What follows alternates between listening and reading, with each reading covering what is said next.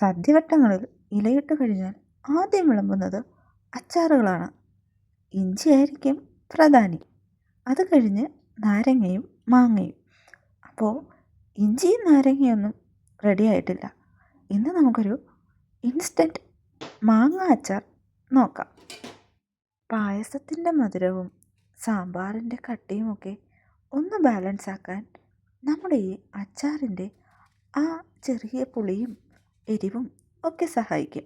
എമ്മി ഫൈസിൻ്റെ ഓണം സീരീസിൽ, ഓണം സദ്യ സീരീസിൽ ഇന്ന് 7ാമത്തെ എപ്പിസോഡിൽ ഒരു ഇൻസ്റ്റൻറ്റ് മാംഗോ അച്ചാറാണ് റെഡിയാക്കുന്നത്. അപ്പോൾ വായു, വേഗം നമുക്ക് റെസിപ്പി കാണാം. നല്ല പച്ച മാങ്ങയാണ് എടുത്തേക്കുന്നത്. കഴുകി വൃത്തിയാക്കിയ മാങ്ങ വളരെ ചെറിയ കഷ്ണങ്ങളായി നുറുക്കിയെടുക്കാം. എന്നിട്ട് കുറച്ച് ഉപ്പ് ചേർത്ത് പുരട്ടി കുറച്ചധികം സമയം നമുക്ക് ഒന്ന് റെസ്റ്റ് ചെയ്യാൻ വയ്ക്കാം. അപ്പോഴത്തേക്കും ആ മാങ്ങയിലെ ഉപ്പൊക്കെ ഒന്ന് പിടിച്ച് നമ്മുടെ മാങ്ങാക്കുട്ടന്മാരൊക്കെ ഒന്ന് സെറ്റാവും. ആ സമയം കൊണ്ട് നമുക്ക് മാങ്ങയ്ക്ക് വേണ്ട കുറച്ച് വെളുത്തുള്ളിയും പച്ചമുളകും ഒക്കെ ഒന്ന് അരിഞ്ഞു വയ്ക്കാം. ഇനി നമുക്ക് മെയിൻ കുക്കിങ്ങിലേക്ക് കടക്കാം. ഒരു പാൻ വെച്ച് അതിലേക്ക് കുറച്ച് വെളിച്ചെണ്ണയാണ് എടുത്തേക്കുന്നത്. നല്ലെണ്ണയും നമുക്ക് യൂസ് ചെയ്യാം. വെളിച്ചെണ്ണ നല്ലതുപോലെ ചൂടായാൽ അതിലേക്ക് കുറച്ച് കടുകും വറ്റൽമുളകും ഇട്ട് നന്നായി ഒന്ന് വാട്ടിയെടുക്കാം.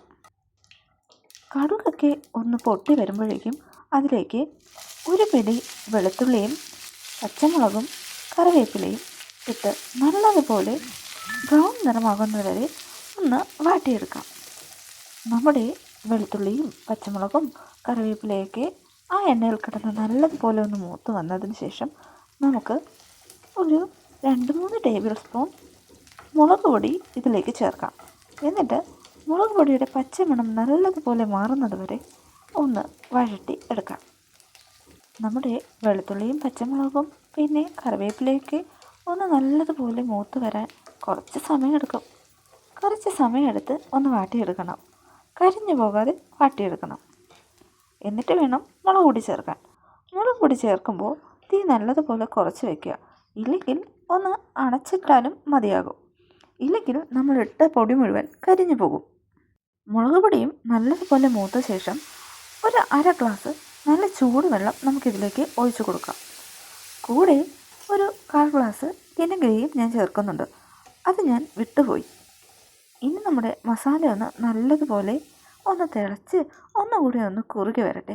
അപ്പോഴേക്കും നമുക്ക് കുറച്ച് കടുകും ഉലുവയും നല്ലതുപോലെ പൊടിച്ചത് ഒന്ന് നമ്മുടെ ഈ മസാലയിലേക്കിട്ട് ഒന്ന് ഇളക്കാം.